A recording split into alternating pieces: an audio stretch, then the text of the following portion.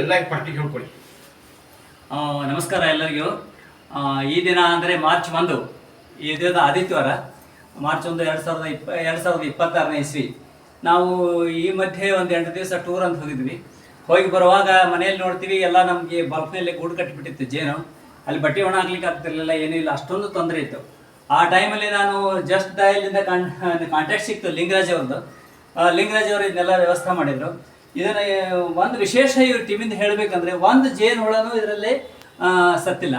ಅದನ್ನು ಅತ್ಯಂತ ಸೂಕ್ಷ್ಮವಾಗಿ ಹಿಡ್ಕೊಂಡು ಅದು ಜೀವಂತ ಸಮೇತ ದೂರ ಬಿಟ್ಟು ಬರುವಂಥದ್ದು. ಸ್ಪ್ರೇ ಹೊಡೆದು ಕೆಮಿಕಲ್ ಹೊಡೆದು ನಾಶ ಮಾಡುವಾಗಿಲ್ಲ. ಏಕೆಂದರೆ ಇಡೀ ವಿಶ್ವದಲ್ಲಿ ಜೇನು ಹುಳದ ಒಂದು ಪ್ರಾಮುಖ್ಯತೆ ಅದು ಹೋಯಿತು ಅಂತಂದರೆ ನಮಗೆ ತಿನ್ಲಿಕ್ಕೆ ಆಹಾರ ಕೂಡ ಸಿಗೋದಿಲ್ಲ. ಎಲ್ಲರೂ ಆಹಾರ ಇಲ್ಲದೆ ಸತ್ತು ಹೋಗ್ಬಿಡ್ತಾರೆ, ಯಾಕಂದ್ರೆ ಪಾಲಿನೇಷನ್ ಇರಂಗಿಲ್ಲ. ಸೊ ಅದರ ಸಲುವಾಗಿ ನಾನು ಏನು ಪ್ಲ್ಯಾನ್ ಮಾಡಿದೆ ಅಂದರೆ, ಜೀವಂತನ ಹಿಡಿಬೇಕು, ಎಷ್ಟು ದುಡ್ಡು ಖರ್ಚಾದರೂ ಪರವಾಗಿಲ್ಲ ಅಂತ ಹೇಳಿ ಇವ್ರು ಕರೆಸಿದ್ದೀನಿ. ಇವರು ಅದನ್ನು ಏನಿಲ್ಲ, ಅತ್ಯಂತ ಭಾಳ ಸರಳ, ನಂಗೆ ಗೊತ್ತಿರಲಿಲ್ಲ. ಬರೀ ನೀರು ಯೂಸ್ ಮಾಡಿ ಹಿಡಿದು ಇದೆಲ್ಲ ತುಂಬಿಕೊಂಡಿದ್ದಾರೆ. ಇಲ್ಲಿ ನೋಡ್ಬೋದು ನೀವು ಲೈವ್ ಎಲ್ಲ. ಅದನ್ನು ವೈಟ್ ಮಾಡು, ಜಿಮ್ ಮಾಡು. ಇದೆಲ್ಲ ಜೇನಿದೆ ನೋಡಿ ಒಳಗಡೆ, ಇಷ್ಟು ಜೇನಿದೆ ಇದರೊಳಗಡೆ. ಒಂದು 4 kg ಹುಳ ಇದೆ. 4 ಕಿಲೋದಷ್ಟು ಹುಳ ಇದೆ. ನಿಮ್ಮ ಹೆಸರೇನು?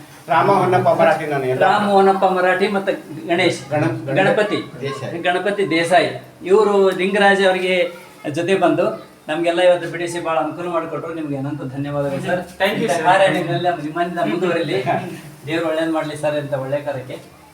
Thank you.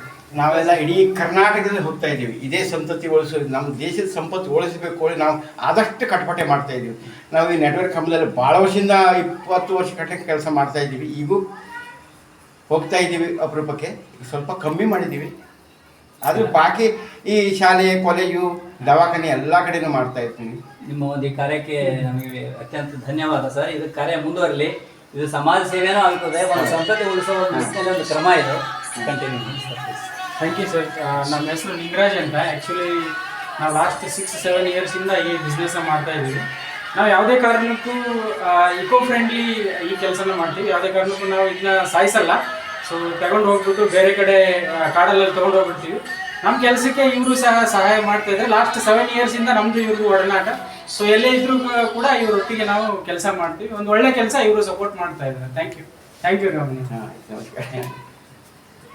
ಸರ್.